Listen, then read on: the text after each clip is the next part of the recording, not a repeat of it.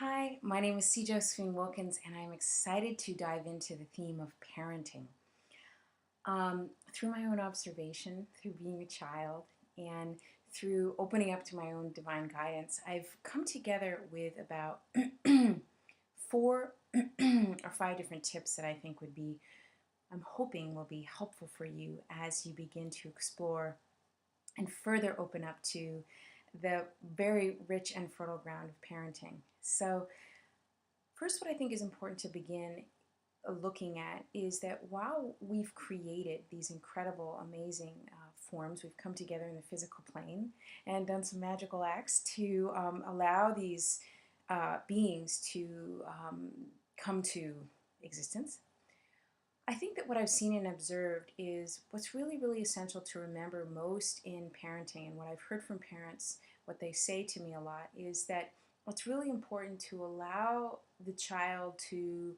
be a full expression of God and to give them a sense of freedom in the unfolding as they reveal that in their development. Yes, so a huge amount of freedom for them to present to you, for them to guide you down the road of allowing you to discover who they are instead of, which I understand can be challenging,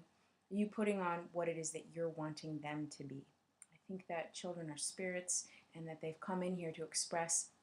themselves uniquely. And as much as we can step back and give them the opportunity to flourish and to reveal themselves as they are meant to be, the more joyful the whole experience can be. The second piece of wisdom that has been passed down to me that I think is a really, really good one is to remember that there's an essential importance in creating boundary. While freedom is really, really important, there's an equal necessity to have a sense of boundary as to what is good, what is safe, and what is not. Um, and I think that in that boundary, and in any of these, what's really important as well to remember is that through a living example, that is our most powerful way in which we guide and instruct and lead our little ones and big ones, big children, all children. I think what's also really, really key to keep in mind, number three, is so number one, while it's really essential to remind them to give a sense of freedom of who they are, number two, to allow them within that freedom to give them boundary because boundary then allows more freedom for them to feel even more safe.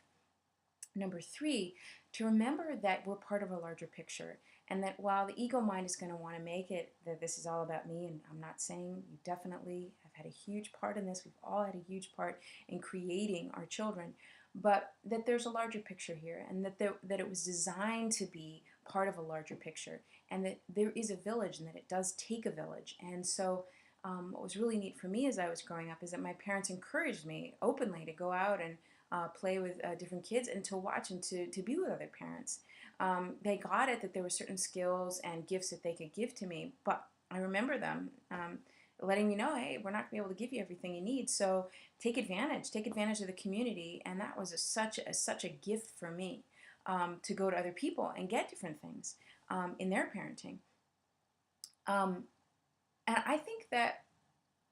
number four, what's the most important, and this is sort of what I feel is really, really essential, is that as we're living an example of following our own spiritual practice, doing the best job that we can, that we encourage them to follow their intuition, to begin to, at a very young age, because they come in so connected, so open, so, oh, wow, in union with spirit, expression, so clearly open and free that we continue to provide the environment in which supports and facilitates them to really fully, to really completely allow them to connect to their intuition, to understand how their inner guidance works, because that is what's going to guide them when we're not able to be with them anymore. That's what's going to be the saving grace and the blessing that yields them into the better relationship, into a stable financial future, into the best profession, into a drug-free life, into all those things that they're going to be facing, encouraging them to be in deep communion with their inner guidance. that is such a gift that you can give to them, and you can encourage them. What it is that you feel? How it is that your um, gut is leading you right now, and that's really important. Are you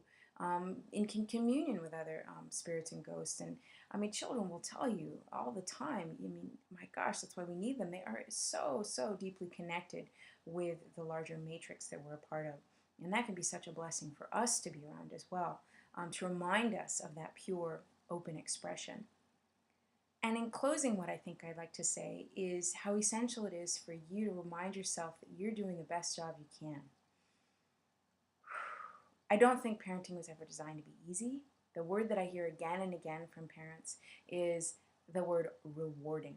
And I do think that it is designed to be one of the most rewarding and fulfilling experiences that you can have in your life. And when you root it back into your spiritual practice, when you root it back into your practice of your own tuition and connecting back into the divine and using your community, using your spiritual community, using your larger community to be there to support you, I think it can be an extraordinary and wonderful experience and growth opportunity for you. I hope that these tips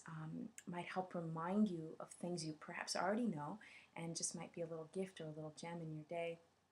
to assist you in welcoming these amazing children, all the children in the world, to live more joyfully, more fulfilled, and more peacefully. Sending lots and lots of love. Namaste.